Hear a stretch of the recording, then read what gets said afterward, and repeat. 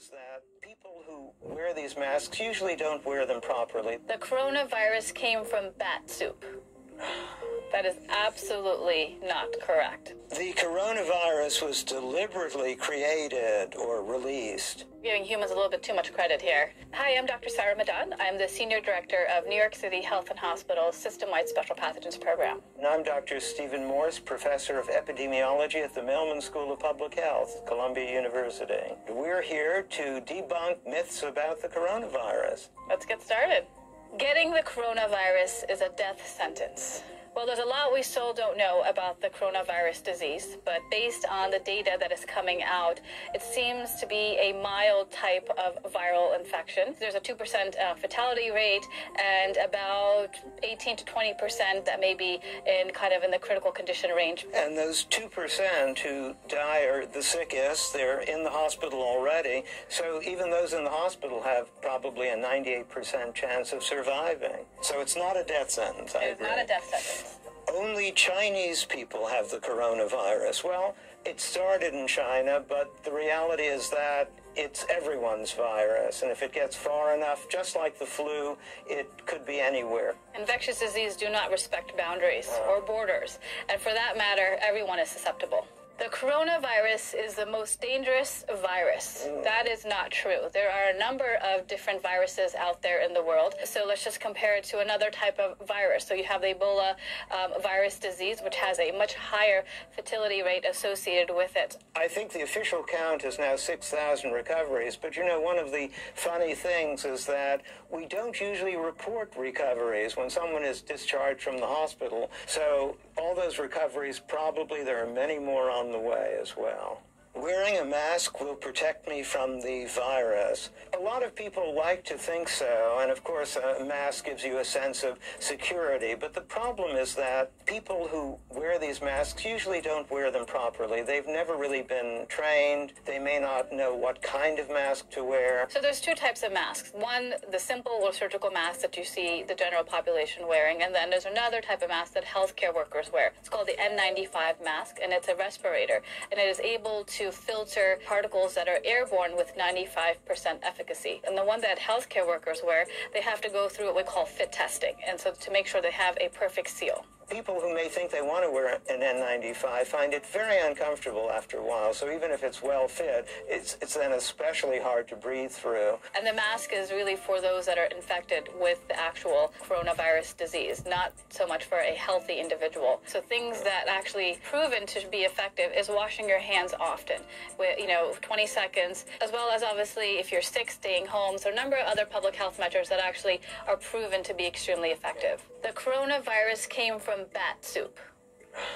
That is absolutely not correct. So what we know about the current coronavirus disease is that it started in Wuhan in a wet market where there's a number of different animals there. So there's a couple of different speculations out there, but not from somebody obviously consuming bat soup. But what we do know, obviously, is that once you actually get the coronavirus disease, the form of transmission is obviously through droplet spread. So coming in contact with somebody that is sick with the coronavirus disease, close contact with them, or, contact with their droplets shortly after. You can get sick from a package sent from China. I think it's really highly unlikely when you consider the time it takes for a package to get from China. And right now, what we do know is that obviously these droplets that can contain the viron or the virus itself, it may not be able to survive outside the human body for very long. So even if it may, for example, come on a package or a box, depending on how long it's been there, it may not actually be able to survive outside. But we still don't know.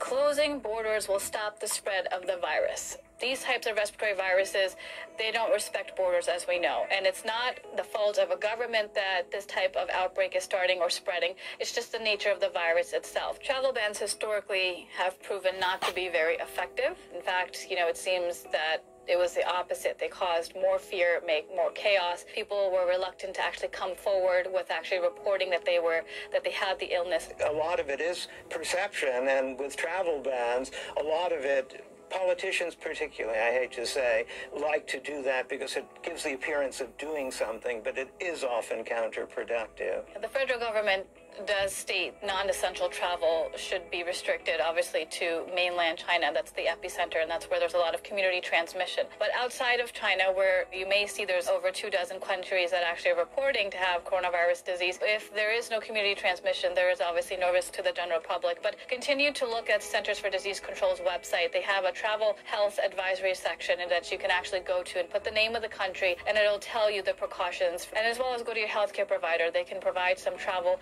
guidance to you if you need to travel to various areas that may be reporting outbreaks of coronavirus disease. The virus only affects older people. Well, that's kind of half true. It affects everybody, even children. The older people, however, are the ones who are more likely to have severe disease or more serious disease. So all of us older people have to be careful, but it affects everybody. And even the older people, most of us will probably not even be that sick. The coronavirus is the same as SARS. So the coronavirus is in the same family as SARS. It's a coronavirus disease. There are two various, and now 3 coronaviruses known to cause more severe infections in humans. SARS is one of them. MERS, which is Middle East Respiratory Syndrome, is another one. And now coronavirus disease that just started, obviously. SARS was more severe in terms of the fertility rate that was reported. So it's about 10%, versus with the coronavirus, what we're seeing right now is about 2%. But still, it's way too early to tell. This one is different. This spreads a lot more like the flu, but there are so many more cases simply because it spreads so well. So many more people can easily get infected. Large numbers of deaths doesn't necessarily mean that it's a very lethal virus. It just means that a lot of people have been getting it, and some of them unfortunately die.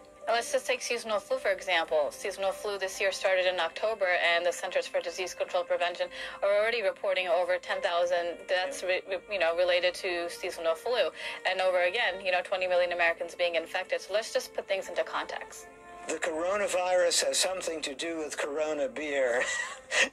No, and beer won't prevent it either. So Corona is simply Latin for crown, and they have a crown-like appearance with those spikes sticking up.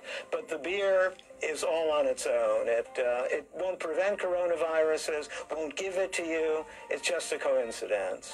My pet could give me the virus. So with the coronavirus, still, there's still a lot we don't know. Right now, we haven't seen any cases where pets are transmitting the virus to their owners. You're more likely to give it to your pet than the other way around. Yeah. Take good care of your pets. Yeah. The coronavirus was deliberately created or released. Giving humans a little bit too much credit here. So we basically had 3 coronaviruses in 3 decades, but we know that there are a lot of them in nature that look exactly like SARS, and this one doesn't look special. So this is just another one to add to the collection. Infectious diseases can be caused by a number of different things. Obviously, they're natural in the environment. It could be due to, obviously, climate change, ecological factors, agricultural factors, human behavior, and these are constantly happening around us, so outbreaks are inevitable. It could be very surprising that anyone would have figured out a way to create it. We still are way behind nature in being able to do that.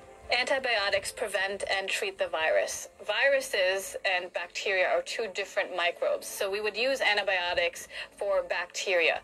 For viruses, we use antiviral medications. And so, for example, with seasonal flu, that's a virus. And so one of the ways that we can treat or alleviate some of the symptoms is by giving Tamiflu. That's an antiviral medication. So antibiotics in this context for this virus do not work unless you have secondary infections that are bacterial in nature.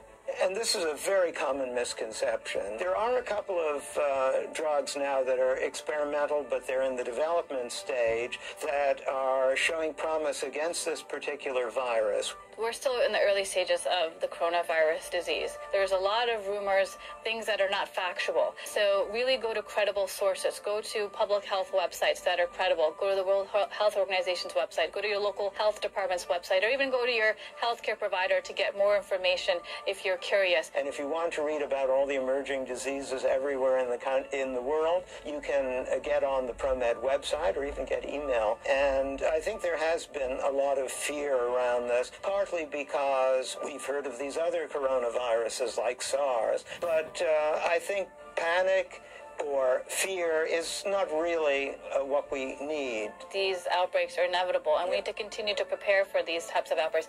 We need to invest in global health security. A best case scenario, obviously, is that it all gets under control, and hopefully we'll have vaccines and other things and have learned something from the experience.